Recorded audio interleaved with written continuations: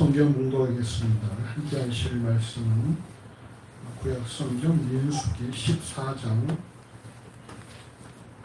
11절에서 20절까지의 말씀입니다. 민수기 14장 11절에서 20절까지의 말씀, 구약 성경 218쪽 전후로 있습니다. 우리 한 절씩 교독하시겠습니다. 제가 11절을 공부합니다. 여호와께서 모세에게 이르시되 이 백성이 어느 때까지 나를 멸시하겠느냐. 내가 그들 중에 모든 이적을 행한 것도 생각하지 아니하고 어느 때까지 나를 믿지 않겠느냐. 내가 전염병으로 그들을 쳐서 멸하고 너희로보다 크고 강한 나라를 이루게 하리라.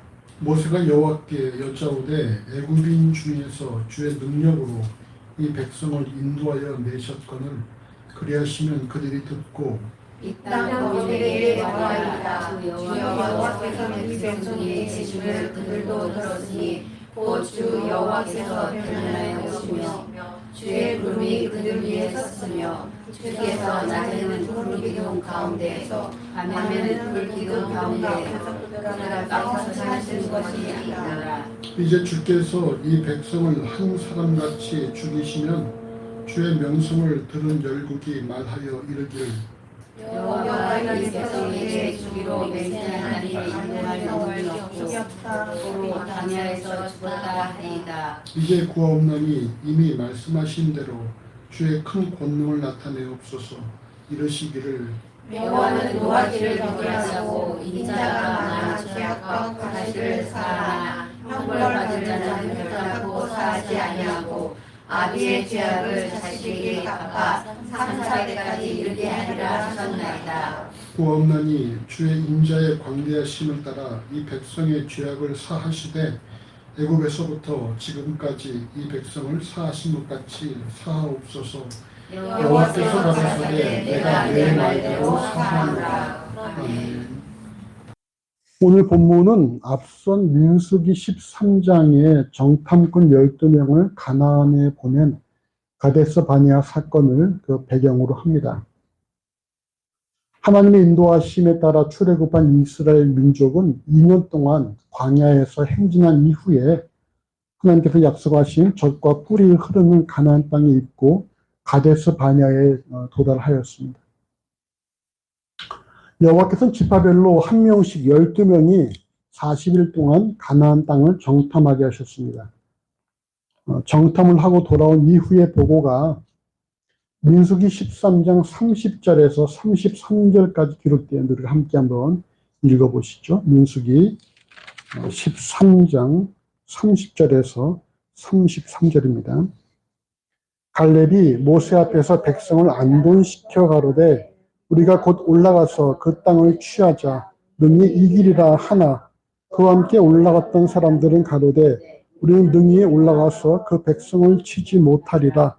그들은 우리보다 강하니라 하고 이스라엘 자손 앞에서 그 탐지한 땅을 악평하고 가로되 우리가 두루다니며 탐지한 땅은 그 거민을 삼키는 땅이요 거기서 본 모든 백성은 신장이 장대한 자들이며 거기서 또 느빌림 후손 아낙 자손 대장부들을 보았나니 우리는 스스로 보기에도 메뚜기 같으니 그들의 보기에도 그와 같을 것이니라. 아멘. 갈렙은 긍정적인 보고를 하였으나 이외 다른 정탐꾼들의 보고는 부정적이었습니다. 갈렙은 민수기 13장 30절에서 우리가 올라가서 그 땅을 취하자 능히 이기리라 라고 긍정적인 보고를 한 반면에 그의 정탐꾼들은 민수기 13장 32, 33절에서 우리가 두루다니며 탐지한 땅은 그 거민을 삼키는 땅이요 거기서 본 모든 백성은 신장이 장대한 자들이며 거기서 또 네피림 후손 아낙 자손 대장부들을 보았나니 우리가 보기에도 메뚜기 같으니 그들의 보기에도 그와 같았을 것이니라 라고 부정적인 보고를 하는 것입니다. 가나안에는 아낙 자손이 존재하였고 아낙 자손은 창세기 6장 4절의 말씀처럼 하나님의 아들들과 사람의 딸들 간에 출생한 네피림의 후손으로 아주 기골이 장대한 그런 당대 용사들이었습니다. 실제로 여러분 어떤 인터넷을 뒤져보시면 이 안악자손의 후손들해 가지고 나오는 사진들이 있거든요. 근데 뭐 유골도 있고 그런데 키가 한 3m 정도. 그러니까 여러분 골리앗도 키가 2m 90이었다라고 얘기하거든요.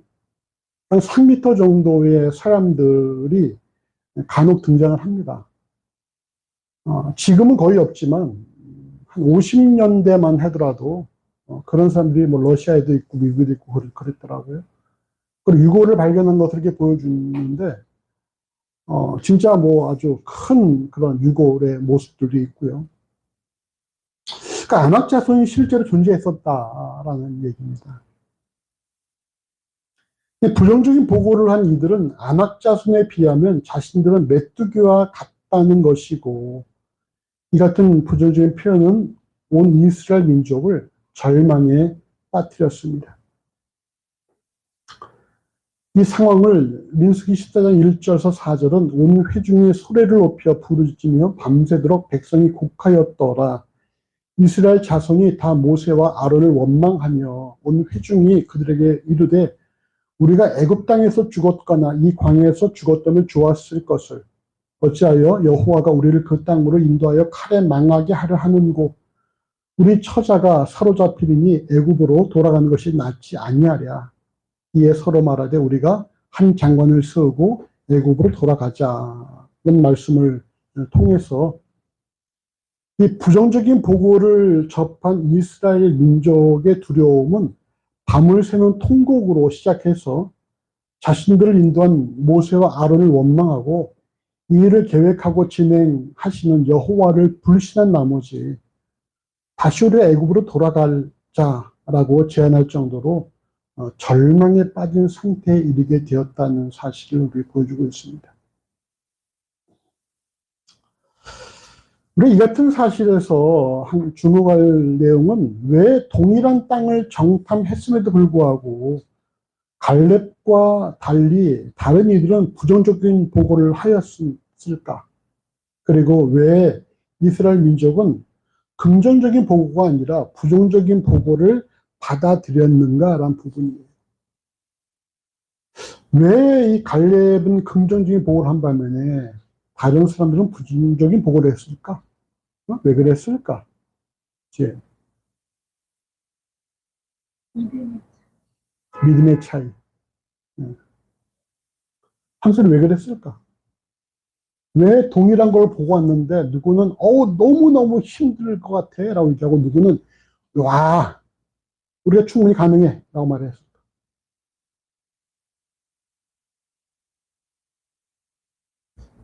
응? 자신감. 그 자신감은 어디서 나올까?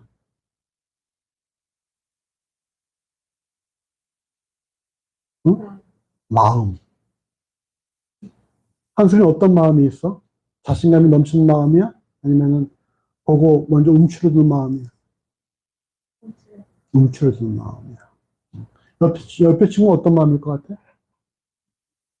쪼그라드는 마음이야?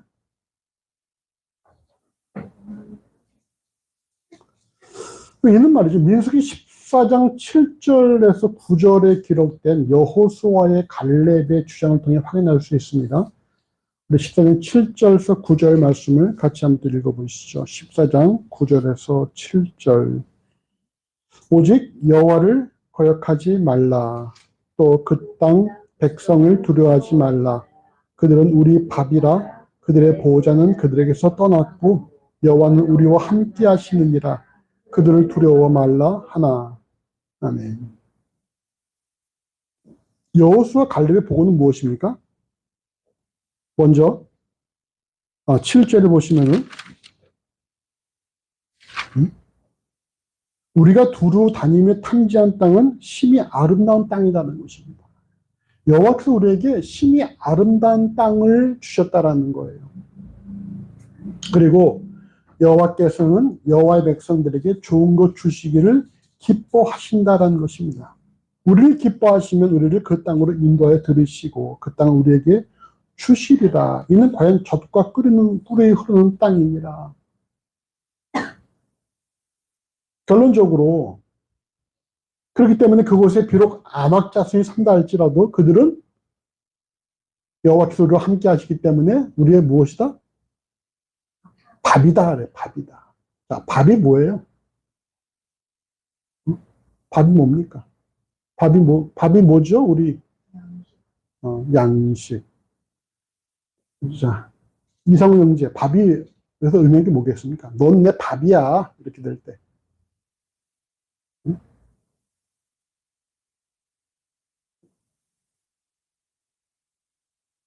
이 밥이란 말이 무슨 말이겠어요? 야, 넌 내 밥이야, 밥.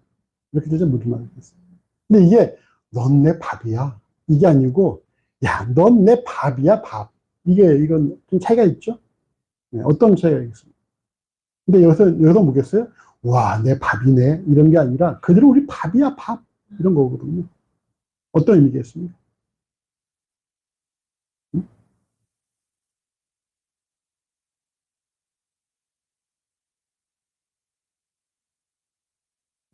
자, 뭐라고 가르쳐 줬어요?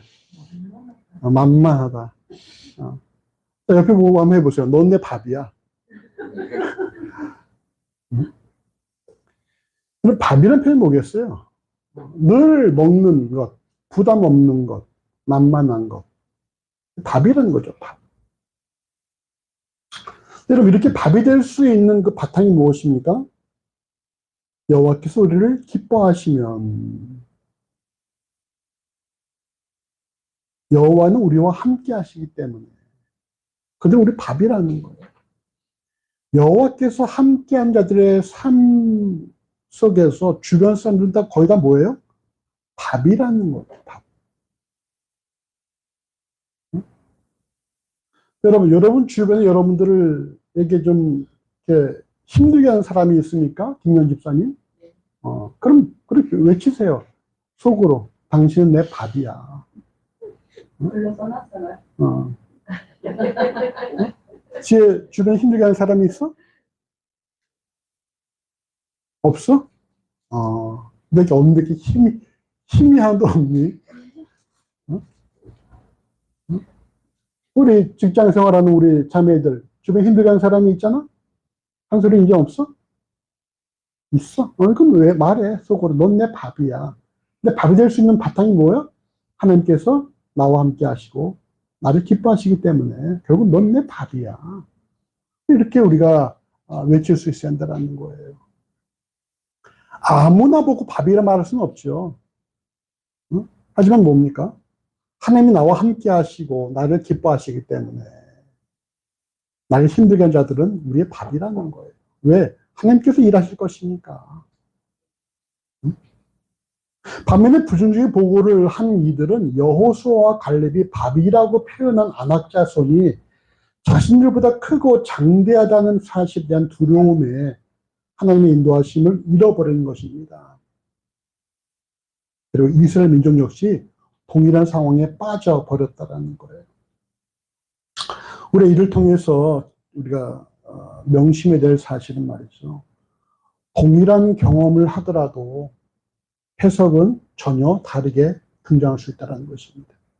동일한 경험을 해도 누구는 야, 우리 능히 이길 수 있어 라고 말한 반면에 어떤 이들은 우리는 도저히 못해 라고 말한다는 것입니다. 그럼 그 차이가 무엇입니까? 결국은 하나님의 동행하심을 얼마나 인식하고 기억하고 있느냐, 얼마나 그걸 스스로가 인정하고 있느냐의 차이가 되는 것이죠. 얼마나 하나님을 바라보느냐, 아니면은 상황을 바라보느냐. 늘 말씀드리잖아요. 하나님 바라보면은 뭐가 안 보인다?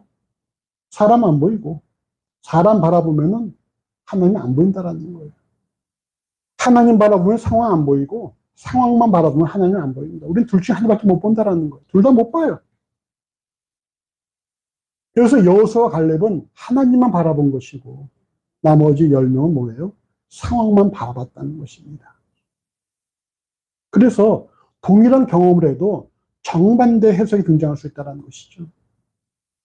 그러나 창세기 41장 16절에 하나님이 바로에게 평안한 대답을 하시리다라는 말씀처럼 하나님의 주권과 인도하심을 인정하는 이들은 비록 소수일지라도 평안한 해석을 하는 반면에 대다수의 의견이라 할지라도 하나님이 아닌 상황과 환경만을 바라본 이들은 부정적으로 해석할 수가 있다는 거예요. 그래서 여러분 결코 교회는 말이죠. 대다수가 원하는 대로 하지 않습니다. 그냥 어떻게 합니까?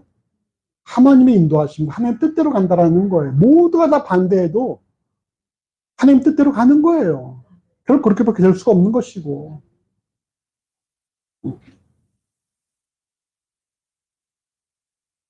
결국 우리가 우리에게 주어진 경험을, 그 상황을 어떻게 해석하느냐에 따라서 그 사람의 영적인 상태를 가늠할 수 있다는 것입니다.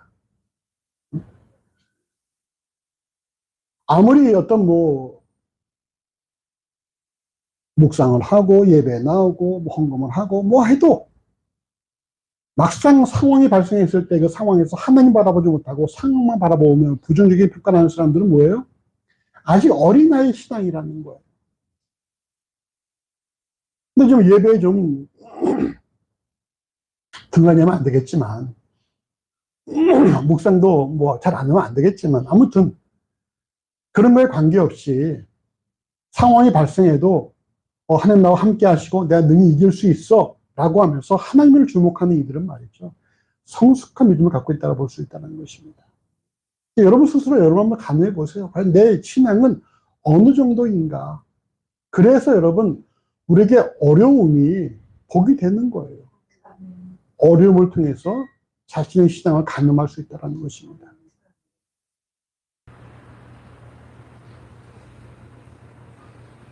여러분 우리에게 여호와께서 많은 일들을 행하셨습니다. 여러분 삶에도 많은 일들이 있지 않습니까? 지혜 어때? 많은 일을 행하셨어?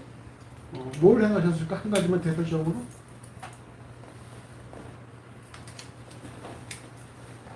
너무 많아서 생각이 안 나? 이것만 하기로 해서 오늘? 자동차 앞에 있는 그 강아지처럼 이것만 하기로 했어. 한 가지 얘기해봐.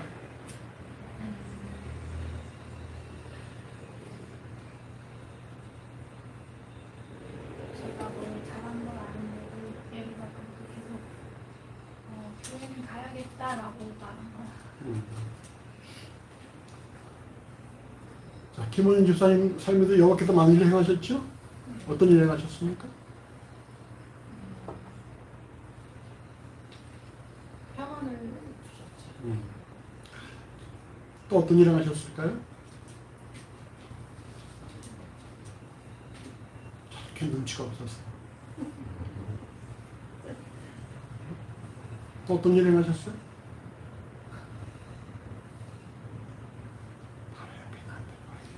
어떤 일을 하셨어요? 남편이 바로 옆에 앉아있다는 게 얼마나 큰 일이에요. 그리고 졸지도 않고 주무시지도 않고 열심히 말씀 듣고 계시는 김현 집사님, 하나님께서 많은 일을 행하셨죠? 어떤 일을 행하셨습니까? 나의 하나님이 도와주셨어요. 그래, 거기 많은 것이 함축되어 있는 걸로 내가 알고. 자, 수영도 하나님께서 많은 일을 행하셨지? 어떤 일을 행하셨어?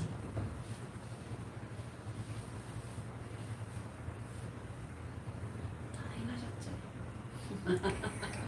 한소리, 하나님께서 행하신 일이 있나? 한소리 삶 가운데? 응? 잘 모르겠어요. 한소리는 늘 기도하고 있어. 여러분, 하나님의 행하신 일들을 우리가 생각해야 한다는 거예요. 하나님 내 생각에 행하신 일들을. 그 일들을 생각하면은, 그 일들을 생각하면서 뭐예요? 하나님께서 행하셨고, 지금도 행하시고 있으며, 앞으로도 행하실 것이다 라는 사실을 믿는 게 믿음이거든요. 그러면 여호와를 멸시할 일이 없는 것이죠. 지금도 행하시고 계시고 앞으로도 행하실 것이니까. 그래서 믿음이란 말이죠. 시편 143편 5절과 6절에 내가 옛날을 기억하고, 이게 뭡니까? 과거에 행하신 일을 생각하고 옛날을 기억하고. 그리고 옛날을 기억해 보세요. 내가 너를 고1 때부터 알았는데 옛날에 한번 생각해봐. 하나님 행하신 일들. 주의 행하신 모든 것을 묵상하며 그 일들을 내가 오늘날 기억을 묵상하는 거예요. 그럼 어떤 일이 바로 발생합니까? 주의 손의 행사를 생각하고 주를 향하여 손을 펴고 내 영혼이 마르다 같이 주를 사모하나이다. 결국은 소망 가운데 주를 사모하게 된다는 사실입니다. 그럼 믿음이란 뭡니까? 하나님께서 자신에게 행하신 일들을, 과거 일들을 기억하고 그 모든 내용들을 오늘날 묵상하는 가운데에 소망 중에 하나님을 신뢰하는 것에 있다라는 거예요.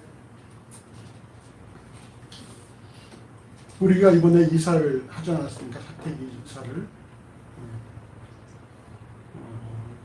하나님 예비하셨다라고 말씀하셨고, 예비하신 집이 이 집이구나라는 확신이 있었고, 예비가 확실하다면 이제는 돈도 마련되어지겠구나라고 해서 1억 7,500의 전세 집인데 그냥 1,000만 원만 가지고 계약을 했어요. 그리고 이것저것 대출도 받고 또 주변선 도움도 받고 그래서 그럼 이사를 했는데, 그럼 모든 자금이 만들어진 것이 이사하기 전날이에요. 이사하기 전날. 이사하기 전날까지도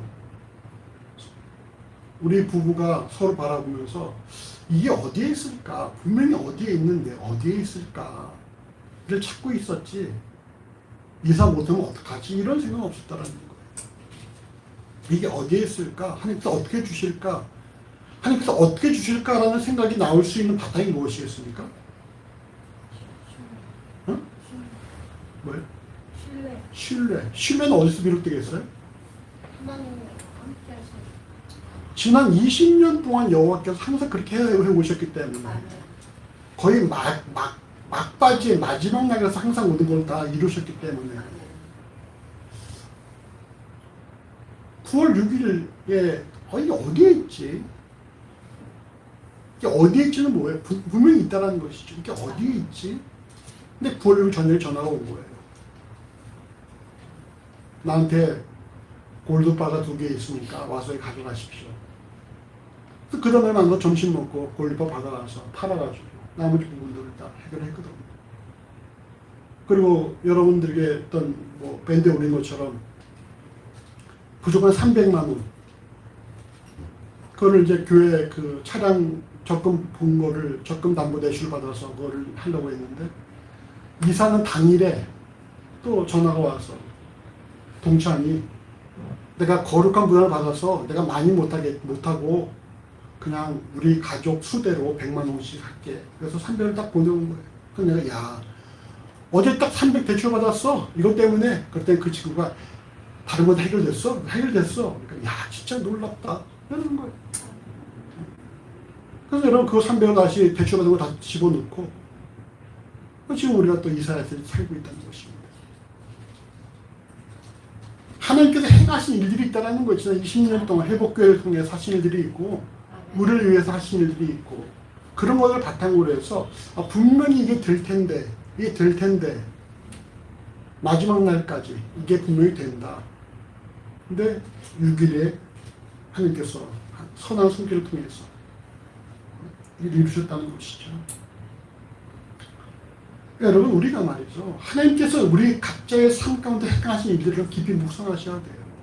과연 내가 그동안 어떻게 살아왔는가, 내 힘으로 살았는가, 하나님의 은혜와 사랑으로 살아왔는가를 정리해 보신다면, 그래서 진실로 내가 내 힘으로 산 것이 아니라 하나님의 사랑과 은혜로 살았다는 사실을 인정할 수 있다면, 그럼 여러분, 우리가 앞으로도 계속 그 사랑과 은혜로 살아갈 수 있다는 사실을 우리가 확신해야 한다는 것이죠. 남편이 뭐라고 말하는 거 중요하지 않아요. 왜? 하나님이 주인이신데. 응?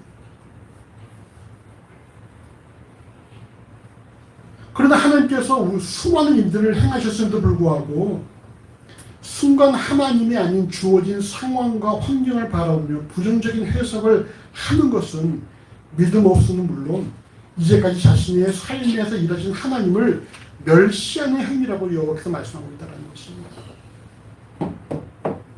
저는 바라기는 하나님께서 자신의 삶에서 행하신 일들을 깊이 묵상하시는 가운데 여러분 소망 중에 믿음의 삶을 살아가시기 바랍니다. 하나님 지금도 일하시고 계세요. 아멘. 믿으십니까? 아멘. 하나님 지금도 우리의 삶 가운데 역사하고 계시다는 사실입니다. 아멘. 그걸 못 보면 말이죠. 우리는 계속 상황과 환경에 내몰려서 살 수밖에 없는 거예요. 근데 그걸 바라볼 수 있다면 우리는 어디다 갖다 놔도 땡큐인 것이죠. 우리 서로 이렇게 다 이렇게 축복합시다. 하나님이 지금도 당신을 위해 일하고 계십니다. 하나님이 지금도 당신을 위해 일하시고 계십니다. 일하고 계십니다. 하나님 지금도 우리 동영 이상원주에서 일하고 계십니다. 예. 예. 대답이 훨씬 힘이 써졌어.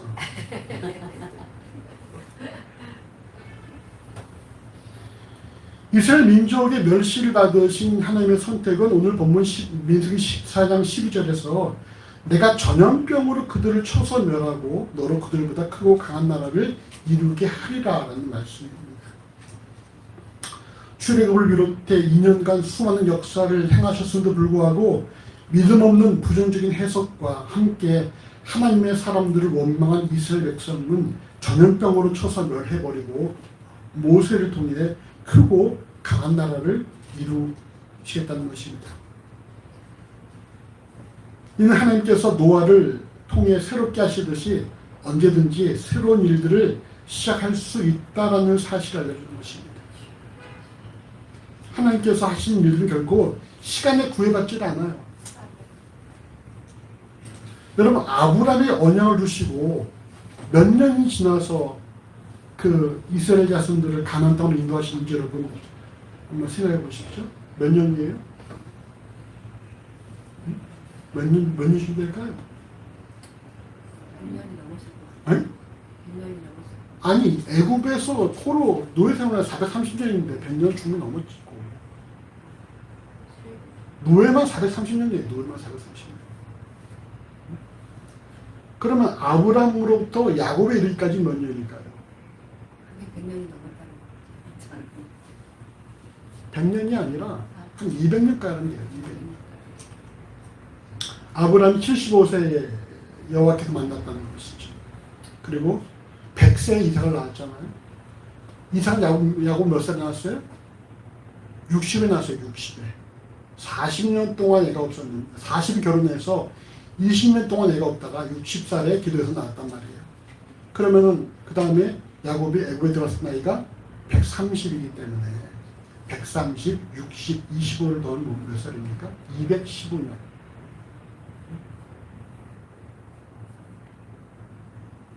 그러니까 645년, 약 645년이 지난 이후에 그 자손을 강한 땅으로 인도하셨다면은 모세를 통해 새로운 민족을 만드셔도 그 정도 시간이 걸릴 수 있다는 것이죠. 우리가 보기에는. 하지만 하나님은 어떤 분이십니까? 하루가 1000년 같고 1000년이 하루 같은 시간의 구애를 받지 않는 영원하신 하나님이라는 거예요. 영원히 뭐라 했었죠? 영원은 우리가 영생하잖아요. 그 영생은 우리가 몇 살까지 사는 겁니까? 끝이 없다. 영생의 뜻이 뭐예요? 영생. 영원하다 뜻이 뭡니까? 영원이라는 건 뭐예요? 다 잊어버렸네. 시간에 구애받지 않는다는 거예요. 시간에 구애받지 않는다.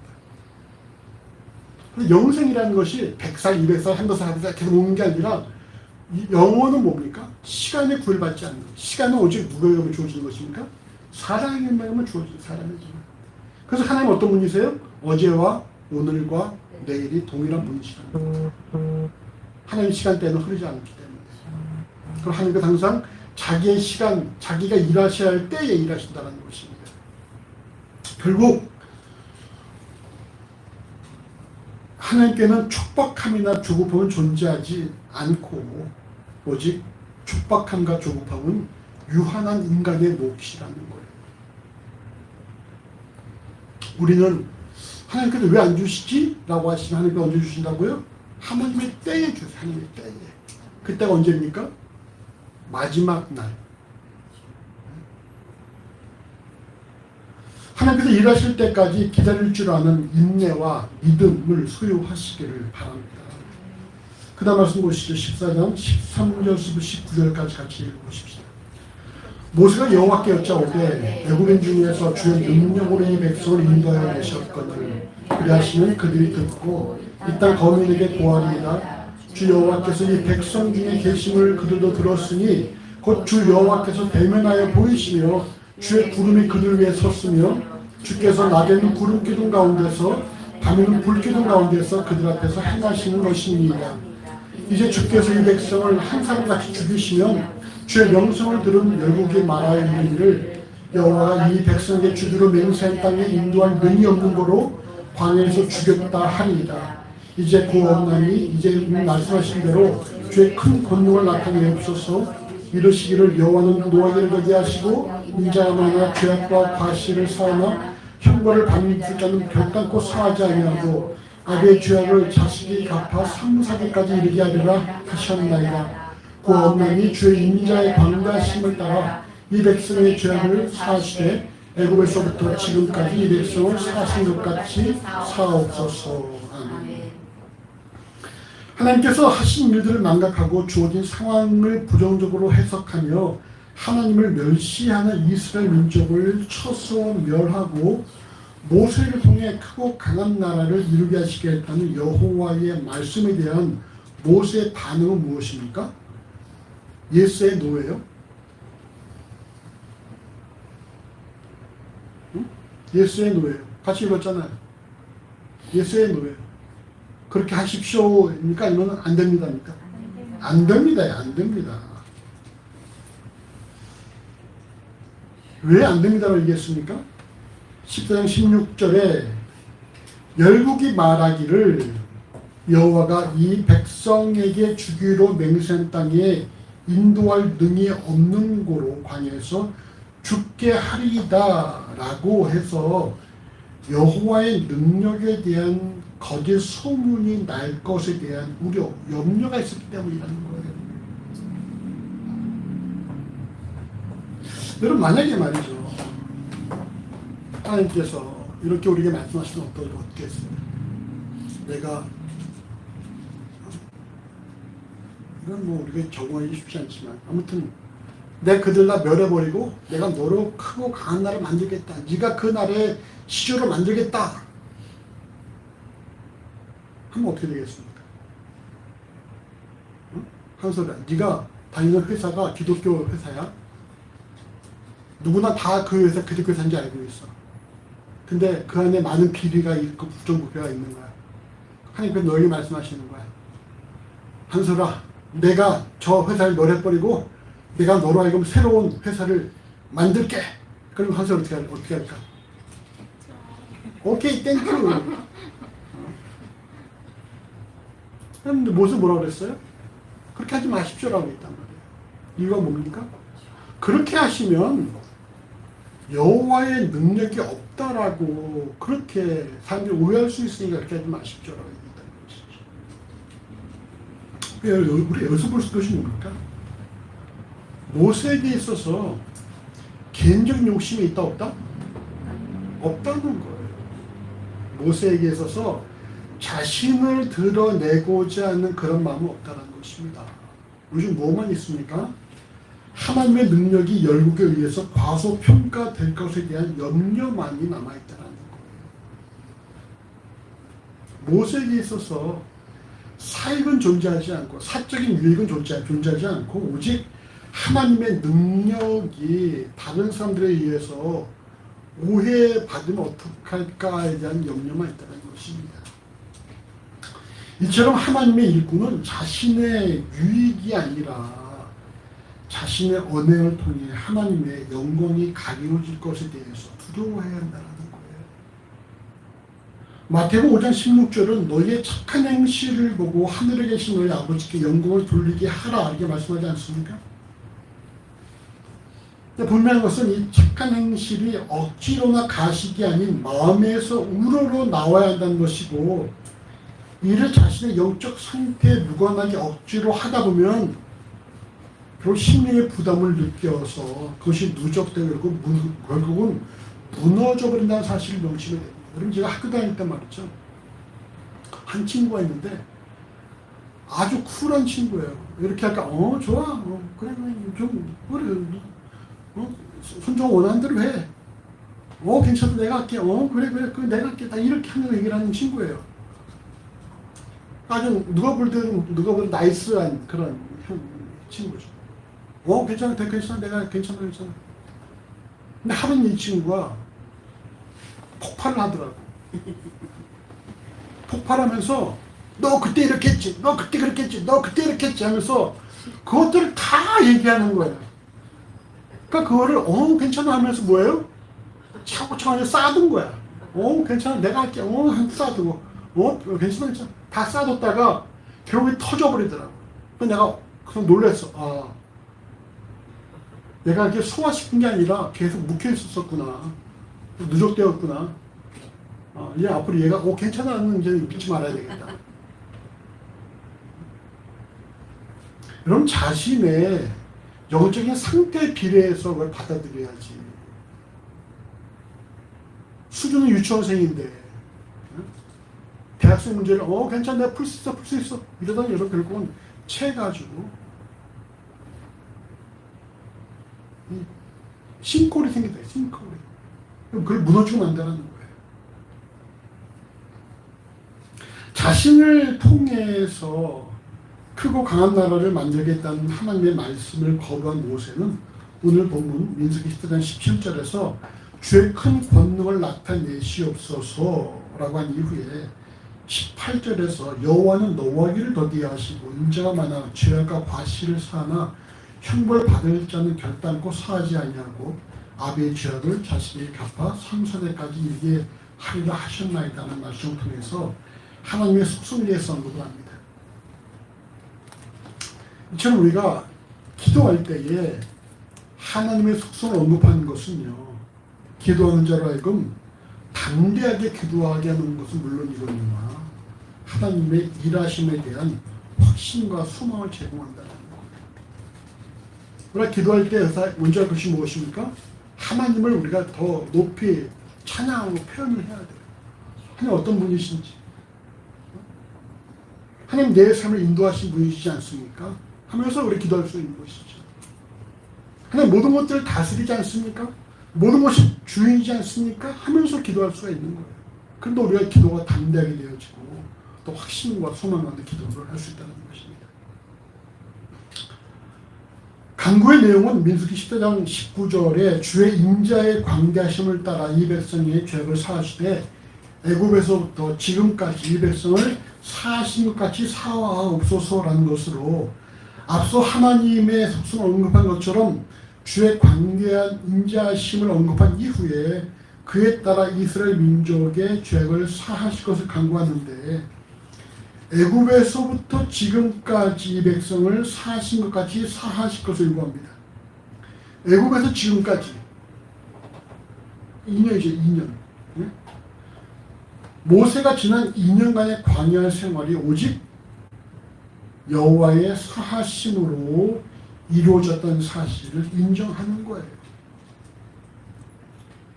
이스라엘의 불순종과 더불어 여호와의 사하심이 지난 2년의 삶을 채워왔다라고 고백하는 것입니다. 우리 어떻게 보면 그동안에 이스라엘 민족이 잘한 것도 있을 수 있죠. 근데 여러분 그런 걸 모세는 생각하지 않습니다. 오직 모세는 뭐만 생각합니까? 여호와의 사하심만을 생각하고 있더라는 거예요. 잘해도 얼마나 잘했겠어요.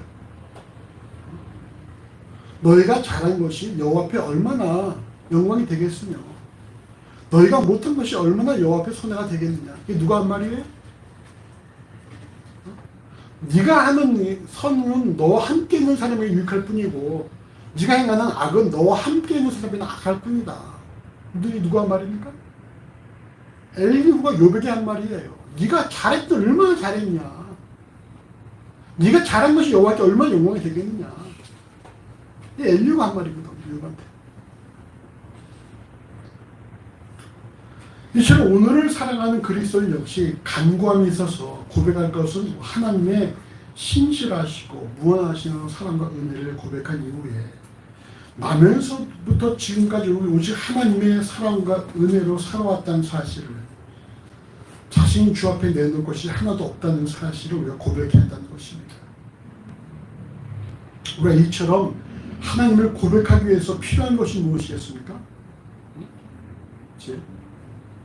지혜 삶을 통해 볼 때 내 삶이 전적으로 하나님의 사랑과 은혜로 이어주었다는 사실을 인정할 수 있어.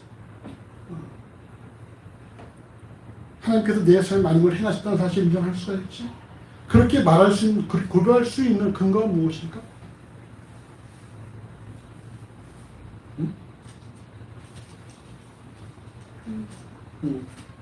무엇을 그렇게 말하겠어? 어떤 무엇을 근거로 해서?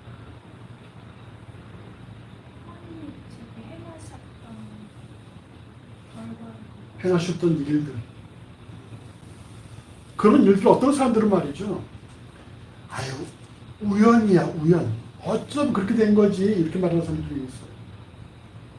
병 낫기를 기도했다가 병이 나면은, 아유, 뭐 기도했다 낫겠어. 약 먹으면 낫겠지. 이런 사람들이 있단 말이에요.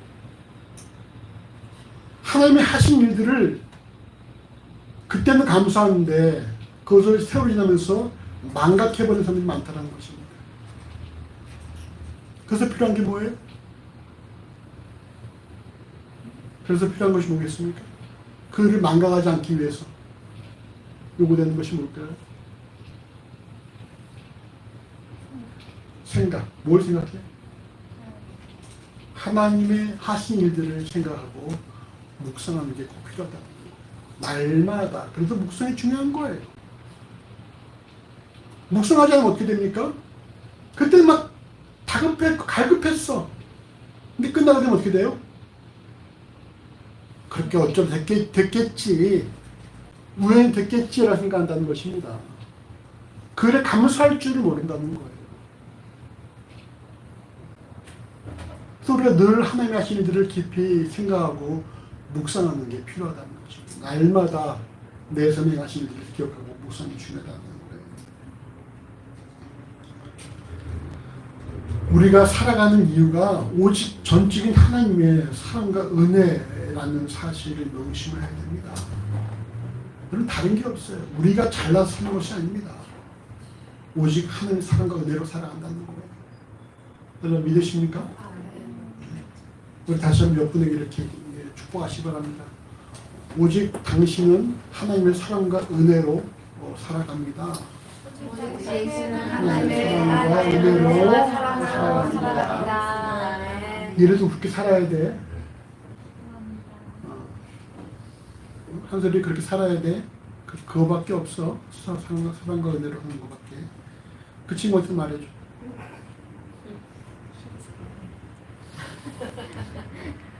그 다음 말씀 보시죠. 본문 10장 20절 하시고 보십시오. 여호와께서 가라사대 내가 내 말대로 사하노라. 아멘. 이 같은 모세의 간구에 대한 여호와의 답변은 무엇입니까? 오늘 본문 10장 20절에 같이 해봅시다. 내가 내 말대로 사하노라. 그냥 사하노라 라고 해도 무리가 없지요. 근데 왜 여호와께서 굳이 내가 내 말대로 라는 말씀을 거기다가 하셨을까요? 네가 말한 것들을 내가 들어보니까 다 인정할 수 있다는 거예요. 옳다는 것입니다. 그래, 네 말 맞아. 그래, 내가 네 말대로 할게 라는 것입니다. 이 사실을 통해서 말의 중요성을 생각을 하게 되었습니다. 말의 중요성. 사무엘하 1장 16절에 내 입이 내게 대해 증거한다 라고 얘기했어요. 내 입이 너를 증거한다. 결국 입술을 통해 나오는 말이 그 사람의 심령을 증명한다는 것입니다. 그래서 우리가 참 말이 중요해요. 말이 그 사람의 심령을 대변하는 것이거든요. 불평하는 사람들은 그 심령의 불평이 가득한 것이죠. 그래서 여러분 우리가 무슨 말을 해야 됩니까? 어떤 말을 해야 됩니까? 우리 늘 감사의 말을 해야 되고 우리는 늘 하나님의 말씀을 묵상하고 찬양하는 삶을 살아야 한다. 여러분, 스폴전은 이런 말 했다고 하더라고요. 오늘 아침 방송 들어보니까 스폴전은 영국의 유명한 설교가인데 힘들고 어려울 때에 감사하면은 어려움이 멈추고 형통할 때 감사하면 감사가 지속된다라고 그렇게 얘기했다고 합니다. 여러분, 여호와께서는 감사로 예배하는 자들이 여호와를 영원롭게 한다고 말씀하십니다. 우리는 여러분 범사에 감사하는 삶을 살아야 돼요. 항상 우린 감사할 것밖에 없어요. 일이 잘 돼도 감사하지만 잘 안 돼도 감사. 우리 늘 찬송 있잖아요. 장미꽃에도 감사, 청미꽃 가시에도 감사. 이런 골반한 게 뭡니까? 우리가 어릴 때도 감사했다는 말이잖아요. 어려울 때 왜 나한테 이렇게 하시는지 모르겠어. 왜 하나님 나를 때 이렇게 힘들게 하실까? 이건 여러분 아주 어린아이의 신앙의 모습이라는 거예요. 어려울 때도 뭐예요? 감사해요, 감사. 항상 감사하고. 그럼 왜 감사가 안 나올까? 그 마음 가운데 하나님을 향한 생각이 부족하고 묵상이 부족하고 입술의 찬양이 부족한 거예요.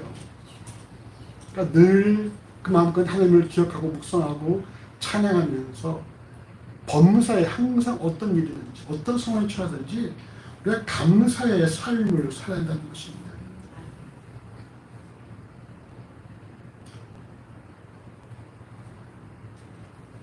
우리 범사에 감사하시기 바랍니다. 모든 일에 감사하십시오. 우리 감사할 것밖에 없어요. 우리 지금 이사원님께서 아멘 하셨어요. 감사할 것밖에 없죠? 좀 추우신가? 아니. 지난주에도 오시고 지지난주에도 오시고 9월달은 4주 연속으로 오셨는데 감사하는 거예요. 우리 그게 감사밖에 없어요. 우리 감사할 수 있는 바탕 근거가 무엇입니까? 하나님께서 앞으로 행하실 일들이 있으니까 그 일들에 대한 소망이 있기 때문에 그걸 감사하는 거예요. 다시 한번 이렇게 앞뒤 옆분에게 축복합시다. 항상 감사합시다. 항상 감사하시기 바랍니다. 항상 감사하기 위해서 뭐가 필요하다고요? 항상 내 마음 가운데 하나님을 생각하고 묵상하고 그리고 찬양이 떠나지 않게 하죠. 그래서 여러분 시편 19편 14절 이렇게 말씀하잖아요. 내 입술의 모든 말과 나의 마음의 묵상이 하나님께 온전히 연락되기를 원한다. 그래서 여러분 우리의 입술의 모든 말과 내 마음의 묵상이 여호와께 연락되어진 그런 그리스도인이 되어야 한다는 것입니다. 말씀을 정리합니다. 첫 번째로 여러분 주어진 상황을 어떻게 해석하느냐에 따라서 그의 영적인 상태를 점검할 수 있다는 사실을 명심하십시오. 모두가 동일한 것을 경험해도 해석은 정반대가 나올 수 있어요. 그 이유는 하나입니다. 하나님 바라보면 긍정적인 해석, 하나님 아닌 상황과 환경과 사람 바라보면 부정적인 해석이에요. 그리고 하나님 나라는 결코 과반수로 결정된 것이 아니라 오직 하나님의 뜻과 계획대로 결정된다는 사실입니다. 두 번째로 하나님의 사람은 자신의 유익보다 하나님의 영광을 먼저 생각해야 됩니다. 내 유익 중요하지 않아요. 그거 뭐 해봐 얼마나 합니까? 네? 그거 중요하지 않습니다. 지난번에 우리 떡을 했는데 떡이 쉬었잖아요. 약간 쉰 내가 나서 이걸 반품하냐 마냐 막 얘기가 나왔었는데 그냥 우리가 먹기로 했어요. 이런 교회에서 주문한 건데 그 사람 열심히 일했고 교회에 갖다 줬는데 쉬었다고 갖다 주면서 이거 쉬었어요 반품하면 그 사람 또 뭐가 되고 교회에 대해 뭐라 말하겠습니까? 네? 5, 6만 원 때문에 교회가 그런 말을 들어야 되겠습니까? 또 드셔보니까 어땠어요? 또 다 드셨어요? 3개 다? 좀 남았어요? 또 있으면 갖다 드세요.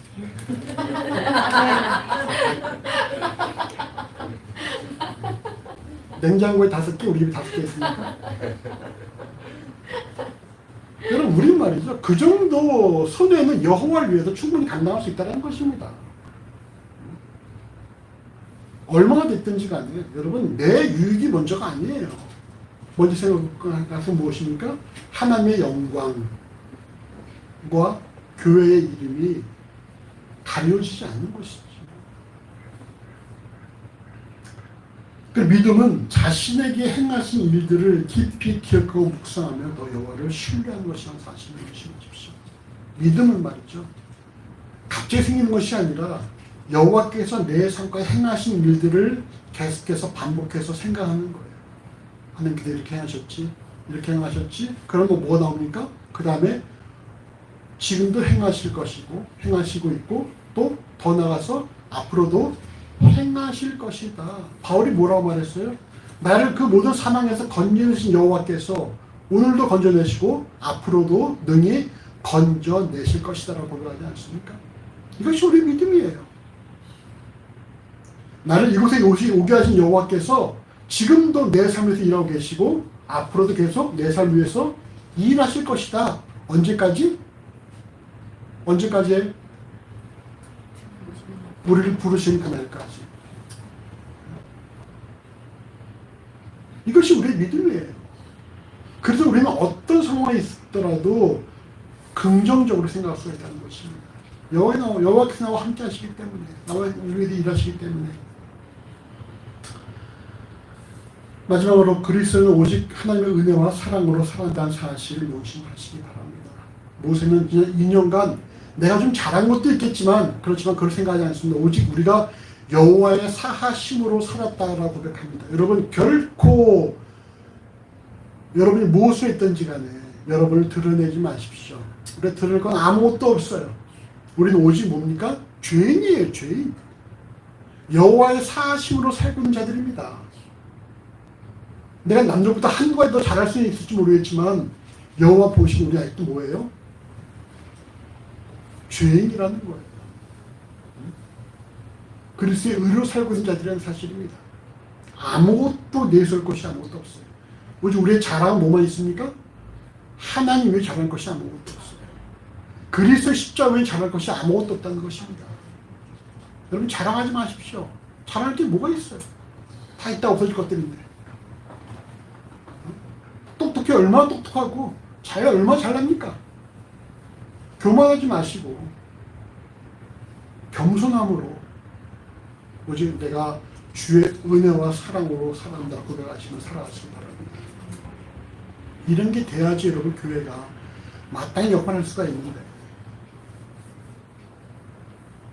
그리고 범사에 여러분 감사의 삶을 살아가십시오. 이처럼 늘 우리가 은혜와 사랑으로 살아간다고 고백하고 내면 말이죠. 늘 우리의 삶 가운데 감사가 넘쳐나요. 늘 감사 넘쳐납니다. 아무것도 염려하지 말고 우리 너희 구할 것을 무엇으로? 감사함으로 여호와께 아뢰라. 그럼 모든 지가 뛰어나신 하나님의 평강이 그리스도 예수 안에서 너희와 생각과 마음을 지키시리니. 여러분 뭐 범사에 감사함으로 감사함. 늘 감사의 삶을 살아가시기 바랍니다. 함께 기도하겠습니다.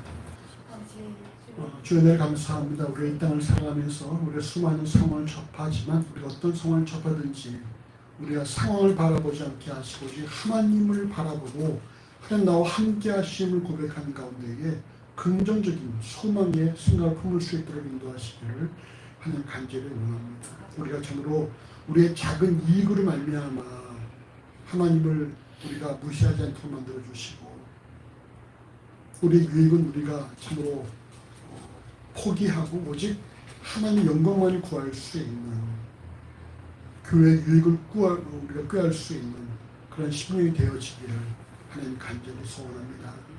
우리 이 땅을 살아가면서 우리가 많은 일들을 접하겠지만 우리 어떤 상황에 접하든지 우리 오직 하나님의 사랑과 은혜로 살았다는 사실을 명심하게 해주시고 늘 그 사랑과 은혜를 깊이 묵상하게 하시며 우리의 삶이 감사로 충만할 수 있도록 인도하여 주시옵소서. 모든 심령을 주께서 날마다 주 앞에 감사하는 삶으로 만들어 주시기를 간절히 소원합니다. 감사합니다. 예수 이름으로 기도합니다. 아멘.